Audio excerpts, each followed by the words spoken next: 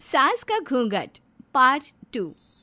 पिछले अंक में हमने देखा कि देविका अपने ससुराल में हर गलत बात का विरोध करती, तो उसकी वजह से देविका पर उसके ससुराल वाले बहुत अत्याचार करने लगे।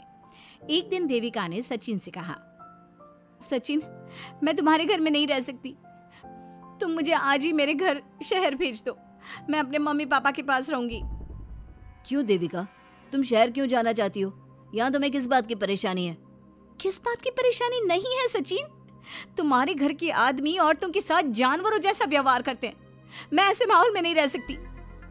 देखो देविका, तुम्हें यहीं रहना होगा। तुम्हारी शादी मुझसे हो गई है, अब मैं तुम्हारा पति हूँ और यही तुम्हारा घर है। अच्छा, तो तुम्हें याद है कि मैं तुम्हारी पत्नी हूँ?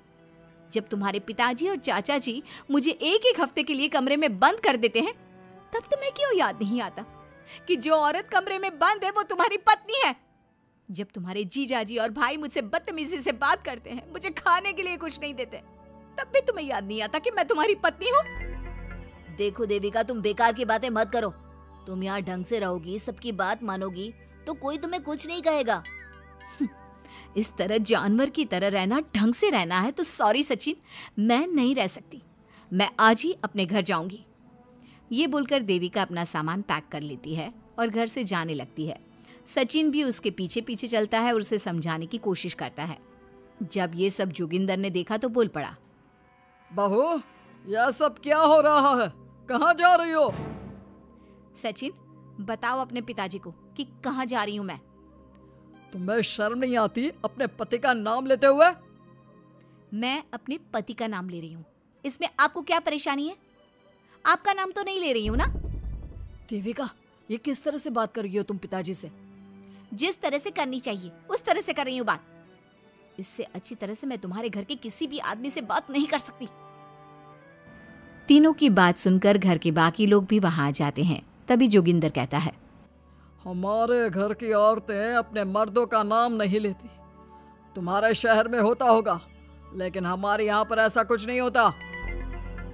बहू, सचिन तुम्हारा पति है, तुम उसका नाम मत लिया करो। तुम अपने पति का नाम लेने की जगह ए जी, ओ जी, सुनो जी कहा करो। पति ना परमेश्वर होता है। तो परमेश्वर का तो हम नाम लेते हैं। क्यों माँ जी, क्या आप अपने इष्ट देव का नाम नहीं लेती? माँ जी, ये सब इन पुरुषों के बनाए तौर तरीके हैं, औरतों को दबाने के लिए। ये बेशर्म लड़की ऐसा नहीं सुधरेगी। ये हमारे घर की औरतों को भड़का रही है। सचिन, तुम इसे चुप कराओगे या फिर मैं करूं? नहीं नहीं पिताजी, मैं अभी समझा देता हूँ। चलो देविका अंदर, और कितना तमाशा बनाओगी मेरा? सचिन, मैं अंदर नहीं बाहर जाऊंगी, अब मैं यहाँ नहीं रह सकती। देविका की बात सुनकर महेंद्र कहता है, भाई साहब, ये लड़की इस घर से और गांव से बाहर ना जानी चाहिए, नहीं तो हमारे घर और गांव की औरतें भी ऐसी ही हरकतें करेंगी, वो भी मर्दों के खिलाफ बगावत करेंगी। और मैं भी देखती हूँ कि मुझे घर से बाहर जाने से कौन रोकता है। बहू, इनसे बहस करने का कोई फायदा नहीं, तुम अंदर चलो। इस गांव के मर्दों के अंदर बहुत अहंकार भरा हुआ है। देविका किसी की बात नहीं सुनती और अपना सामान उठाकर घर से बाहर जाने लगती है। तभी वहाँ मोहन और कल्याण आते हैं। कल्याण देविका के हाथ में से उसका सूटकेस छीन लेता है और मोहन देविका को जोरदार थप्पड़ मारता है। देविका का सर दीवार में लगता है और वो बेहोश हो जाती है। देविका, देविका तुम ठीक तो हो? भैया, आपकी हिम्मत कैसे हुई मेरी पत्नी पर हाथ उठाने की? सचिन, तुम जल्दी से देविका भाभी को अंदर कमरे में ले जाओ, मैं अभी वैद्य जी को लेकर आती हूँ। वीना जल्दी से वैद्य जी को लेकर आती है। वैद्य जी थोड़ी देर तक देविका की जांच करते हैं और कहते हैं, मुबारक हो आप सबको, आपकी बहू माँ बनने वाली है। अभी तो मैं आपको दवाई दे देता हूँ, लेकिन आगे इनके इलाज के लिए आपको दाई अम्मा को बुलाना होगा। ये बात सुनकर घर के सभी लोग खुश होते हैं। देविका को जब होश आता है, उसे ये बात पता चलती है तो वो बहुत खुश होती है। वो सबसे कहती है, मैं अपने बच्चे को यहाँ नहीं रख सकती। क्यों बहू, क्या हुआ? अब तुम ये सब बातें मत सोचो, तुम्हें आराम करना चाहिए। नहीं माँ जी, आप नहीं समझ रही। अगर मेरा बेटा हुआ तो इस घर के मर्दों की तरह अहंकारी और औरतों पर जुल्म करने वाला बनेगा, और अगर मेरी बेटी हुई तो वो जानवरों की तरह जुल्म सहने वाली बनेगी और दोनों ही अनपढ़ रहेंगी। देविका की बात सुनकर घर की सभी औरतों को पहली बार एहसास हुआ कि वो किस अंधकार वाले समाज में जी रही हैं। लेकिन फिर भी घर की सारी औरतें उसे ही समझाती हैं। बहू देखो, तुम्हारी बात सही है, लेकिन तुम इस हालत में सफर नहीं कर सकती। हाँ बहू, तुम यहीं रहो, अपना और अपने बच्चे का ख्याल रखो। देखो ना देविका भाभी, हमें बिल्कुल भी पढ़ना लिखना नहीं आता, अपना नाम भी नहीं लिख पाते, तो आप मुझे थोड़ा पढ़ा दीजिए ना। देविका, तुम्हारी बातें सुनकर पहली बार हमें एहसास हुआ है कि कैसे माहौल में हम जी रहे हैं। तुमने हमारे अंदर उम्मीद की नई रोशनी पैदा की है। यहाँ से मत जाओ तुम। देविका ने घर की औरतों की बात सुनी तो उसका दिल पसीज गया। उसने गांव में ही रहने का फैसला लिया। वो अपने घर की औरतों को रोज पढ़ाती, उन्हें अपने अधिकारों के बारे में, देश के बारे में बताती। इसी तरह कई दिन बीत गए और एक दिन सुजाता ने सचिन से कहा, सचिन, देविका की तबीयत ठीक नहीं, तुम जल्दी जाकर दाई अम्मा को बुला लाओ ना। भाभी, दाई अम्मा क्या कर लेंगी? आप किसी डॉक्टर को बुला लो, मेरी तबीयत ठीक नहीं है। देविका, गांव के लोग डॉक्टर पर भरोसा नहीं करते। दाई अम्मा बरसों से ये काम कर रही है, वो तुम्हें ठीक कर देगी। सचिन, तुम्हारे घर वाले अनपढ़ हैं, तुम तो पढ़े लिखे हो ना, देख नहीं रहे मेरी हालत क्या हो रही है। तभी तो बोल रहा हूँ, समय बर्बाद मत करो, मैं अभी आता हूँ। सचिन दाई अम्मा को बुलाकर ले आता है। दाई अम्मा घरेलू नुस्खों से देविका का इलाज तो कर देती है। कुछ समय के लिए उसकी हालत भी स्थिर हो जाती है, लेकिन वो पूरी तरह से ठीक नहीं होती।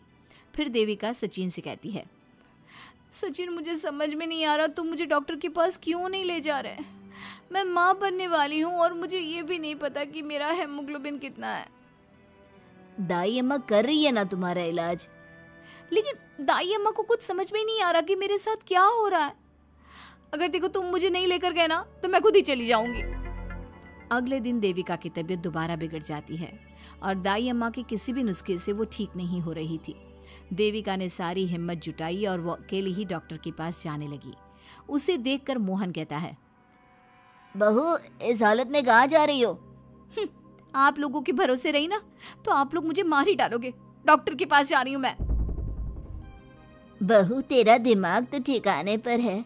हमारे घर की औरतें मर्दों से इलाज नहीं कराती। हे भगवान, इन जाहिल लोगों को मैं कैसे समझाऊं? डॉक्टर औरतें भी होती हैं। बहू, तो हमें पागल मत बना, हमने तो कभी कोई महिला डॉक्टर नहीं देखी। तू झूठ बोलकर निकलना चाहती है ना? इस गांव की सरहद से आप लोग कभी बाहर नहीं गए ना, इसलिए आप लोगों को नहीं पता कि महिलाएं डॉक्टर के अलावा क्या क्या है। ए लड़की, तुझसे तमीज से बात कर रहे हैं तो तू ज्यादा हवा में मत उड़। बोला ना एक बार, चल अंदर जा। चाचा जी, मैं अंदर नहीं जाऊंगी, डॉक्टर के पास जाऊंगी। मेरा इलाज सिर्फ डॉक्टर ही कर सकता है। ये बोलकर देविका घर से निकल रही थी कि तभी जोगिंदर ने उसे कमरे में ले जाकर बेड पर जोर से धक्का दे दिया, जिसकी वजह से देविका के पेट में चोट लग गई और वो दर्द की वजह से जोर जोर से चिल्लाने लगी।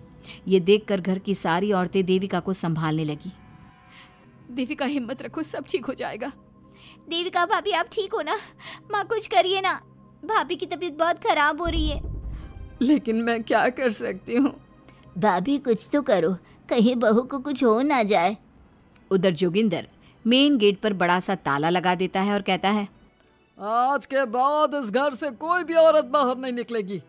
देविका का बच्चा भी इसी घर में होगा, ये जिंदा रहे या मर जाए। जोगिंदर की बात सुनकर सभी औरतें बाहर आती हैं। जब विमला को इस बात का एहसास हो जाता है कि जोगिंदर देविका को डॉक्टर के पास किसी कीमत पर नहीं जाने देगा, तब विमला पहली बार अपना घूंघट उठाकर तेज आवाज में कहती है, मैं भी देखती हूँ देविका को डॉक्टर के पास जाने से कौन रोकता है।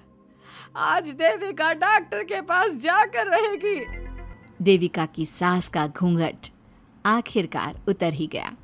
घर के आदमियों ने पहली बार विमला का ये रूप देखा था और उसकी तेज आवाज पहली बार सुनी थी।